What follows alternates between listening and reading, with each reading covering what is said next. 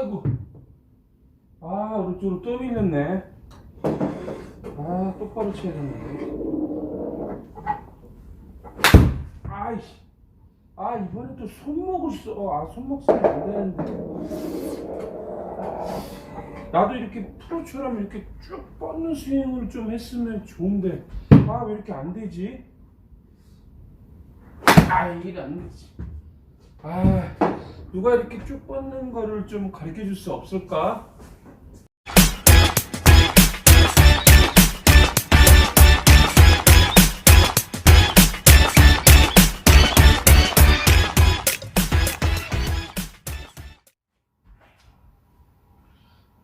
안녕하세요, 간지생 인프로입니다.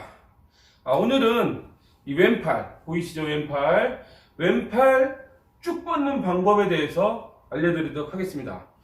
이렇게 팔이 좀 쭉 뻗으면 좀 간지나죠? 네. 그래서 오늘 이 간지나는 왼팔 뻗는 방법에 대해서 레슨을 해드리려고 하는데요. 왼팔을 뻗으려고 하기 전에 알아야 될 것이 있습니다. 두 가지인데요. 그게 뭐냐면 이 팔이 다니는 길과 헤드가 다니는 길을 알아야 됩니다. 헤드가 다니는 길과 팔이 다니는 길, 그게 무엇일까라고 생각하시는 분들이 있는데요. 아주 간단합니다. 자, 제가 이렇게 정면에서 보셨을 때 제가 앞에서 보여드릴게요. 아마 손이 이게 그어질 거예요. 제가 백스윙에서 다운스윙으로 내려오면 이 팔은 내가 치려고 하는 타겟 방향으로 팔이 이렇게 움직입니다. 그리고 이 헤드가 또 치려고 하는 그런 타겟 방향으로 움직여요. 그럼 이렇게 앞에서 보시면 제 팔의 라인과 또 이 헤드의 라인이 서로 평행돼요. 기찻길처럼 쭉 연결되어 있는 거죠. 기찻길, 평행 기찻길. 자, 이런 선상인데 이게 이 팔이 잘못 치면 이 선과 이 선이 크로스로 이렇게 만날 수가 있어요. 그렇게 되면 공이 절대적으로 잘 안 맞습니다. 그게 어떤 경우냐면 이런 경우입니다. 공이 이렇게 앞에 있는데 여기 앞에 노란색 스틱을 제가 놨는데요. 백스윙 탑에 올라가서 손이 다운스윙을 합니다. 이렇게. 근데 제 손이 배꼽 정도 왔을 때 공을 맞추려고 아마추어 분들이 이렇게 주춤하고 이렇게 치는 경우 있어요. 이럴 때 한번 보세요. 백스윙 탑에서 다운스윙을 내려오고 있는데 여기서 공을 맞추고 잠깐 주춤하면 이 헤드의 본연의 길이 여기 지금 타겟 라인에 있는 노란색 라인입니다. 그럼 이게 원래대로 치면 왼손이 멈칫거리지 않고 내려오면 왼손은 타겟 라인 빠지고 헤드는 이 노란색 스틱 선을 향해서 이렇게 들어오는 거예요. 그럼 이 손은 타겟선으로 가리키고 헤드는 타겟선을 가리키는데 여기서 주춤하면 이 손목이 쓰여지게 됩니다. 여기서 이렇게 오른쪽으로 이 헤드가 바깥으로 밀리게 돼요. 금방 보이듯이 손이 캐스팅이 일어납니다. 손목이 쓰여지게 되는 거죠. 그러니까 즉 공을 치려고 왼손을 주춤하는 순간 오른손은 손목을 쓰여지게 돼 있어요. 그러면 어떻게 되냐?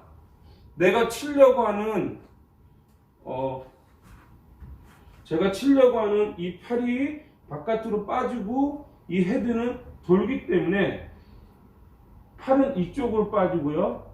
헤드는 이쪽 안쪽으로 들어옵니다. 아까 말씀드린 것처럼 제가 이 팔의 길이에 이 헤드가 침범하는 거죠. 이렇게. 몸통 스윙으로 치시려고 하시면 백스윙 탑에서 자연스럽게 멈추고 이렇게 가면 서로 만나지 않아요. 다시 한번 보여드리겠습니다.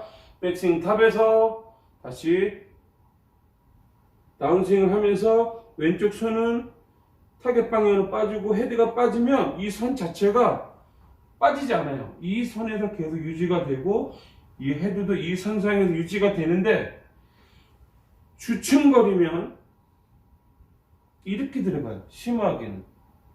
다시 한번 주춤거리면 손목이 돌아서 제가 아까 말씀드린 이 헤드는 타겟 쪽으로 날아가야 되는데 이 헤드가 돌아서 이 손목에 가는 길로 들어오게 되고 이 손은 바깥으로 또 빠져나갑니다. 그래서 푸시볼이 나오던가 아니면 여기서 손목이 꼬여서 손목이 틀어져서 공이 땅볼로 일명 쪼르라고 하죠. 예, 공이 굴러가는 왼쪽으로 굴러가는 공이 발생됩니다.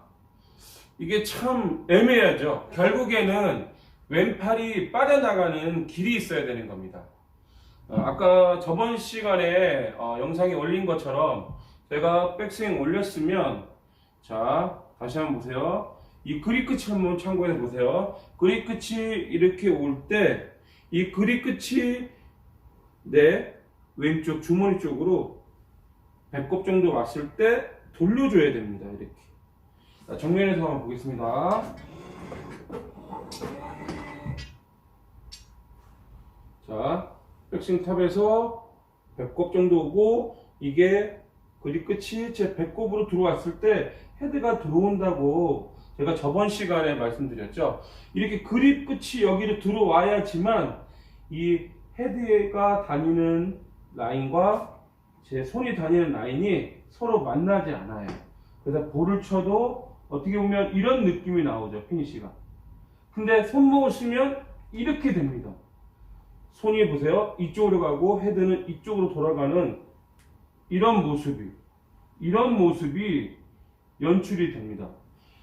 몸통 스윙을 할 때는 이 팔과 헤드가 다니는 이 라인이 서로 엉키면 안 됩니다. 이걸 하기 때문에 이거를 암스윙에서는 이걸 치기 위해서 왼쪽 벽을 잡고 손목을 틀죠. 그리고 또 머리를 고정하고 또 허리를 밀어 넣고 이런 여러 가지 동작을 하게 되는 거예요. 근데 몸통 스윙은 그렇지 않습니다.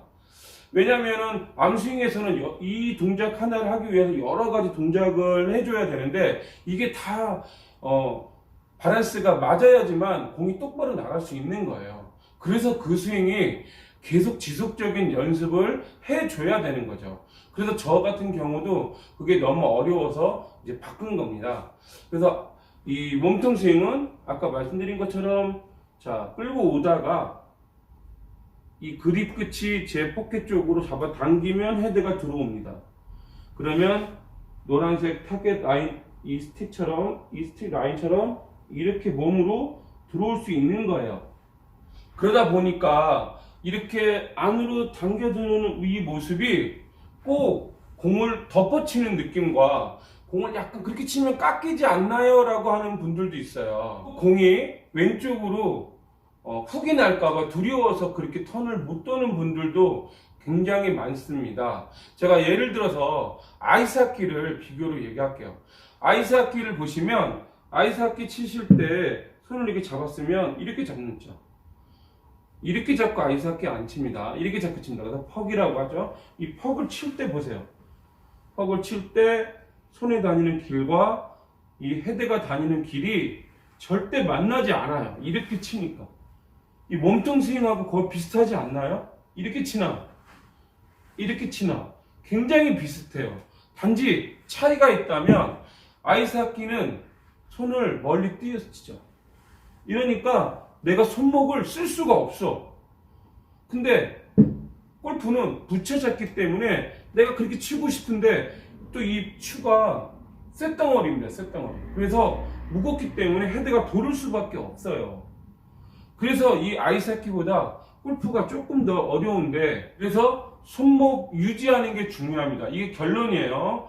자, 손목을 백스윙 탑에 올랐으면 제가 당겨서 올 때 얼마만큼 유지하는 거예요. 이렇게 손목을 움직이려고 하게 되거나 너무 살살 잡으면 이 스윙이 움직이게 돼요. 이렇게 되면 공을 내가 일정하게 칠 수가 없기 때문에 이렇게 뻗어줘야 됩니다. 그래서 이 손목 유지가 굉장히 중요합니다. 이 손목의 힘을 내가 질 수 있는 힘이 10이다라고 가정했을 때 한 5 정도 유지를 하는 거예요. 그러니까 백스윙 탑 처음에 어드레스 할 때부터 5 정도를 잡고 있어서 백스윙 탑에 올라갔을 때도 5, 내려올 때도 5예요. 근데 어떻게 하냐면 처음에는 힘을 빼고 있다가 백스윙 탑에 올라가면 10, 내리칠 때는 20이에요. 힘을 더 줘요. 이렇게 손목에 힘을 주게 되면 손목 유지가 되지 않아요. 손목 유지가 되지 않으면 손목이 왼팔이 펴기가 힘듭니다. 다시 한번 말씀드리면 또 가장 중요한 건 뭐냐면 백스윙 탑에서 손목이 유지가 돼야지만 유지되면서 왼쪽 그립을 내 몸으로 잡아 당기면 이 헤드가 폭발력 있게 앞으로 날아가는 가속도가 발생이 돼서요. 앞에서 보시면 백스윙 탑에서 유지 들어오면서 손이 쭉 뻗어질 수 있죠. 오늘 영상은 여기까지 하겠습니다. 오늘 레슨이 마음에 드셨다면 구독과 좋아요 꼭 눌러주세요. 단생 인프로였습니다.